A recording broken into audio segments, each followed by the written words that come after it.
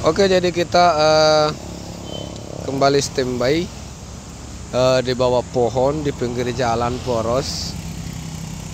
Kita standby kembali menunggu orderan berikutnya. Sambil menunggu, kita menikmati dulu si Papak Rong.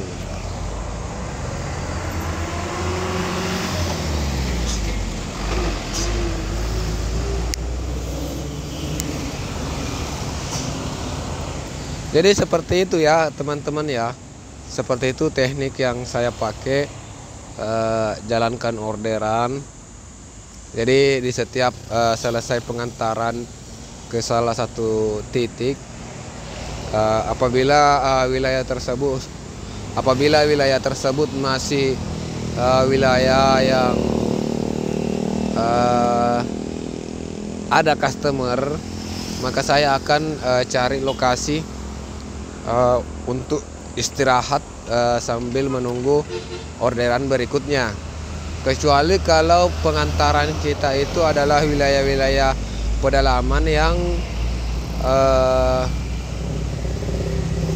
sudah dipastikan bahwa Gojek di situ sepi atau memang tidak ada orderan di daerah situ, tidak ada resto yang kerjasama, maka kita harus berpindah mencari lokasi terdekat yang berkemungkinan kita bisa mendapatkan orderan yang terdekat dari titik antar, ya seperti itu. Jadi ini pertama, manfaatnya adalah kita bisa berhemat BBM. Jadi kita tidak perlu keliling, kita tidak perlu terlalu mutar. Kita harus memanfaatkan juga situasi ya. Jadi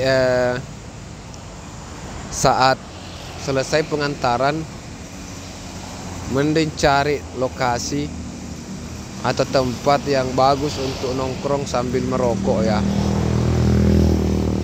supaya untuk menunggu orderan selanjutnya. Itu tips dari saya. Mau dipakai tidak apa-apa, mau tidak dipakai juga tidak apa-apa. Yang jelasnya salam satu aspal dari saya, driver Gojek. Jadi hari ini kita sekarang posisinya berada di daerah Makassar. Ya, kita berdoa saja sebentar dapat orderan menuju Goa ya.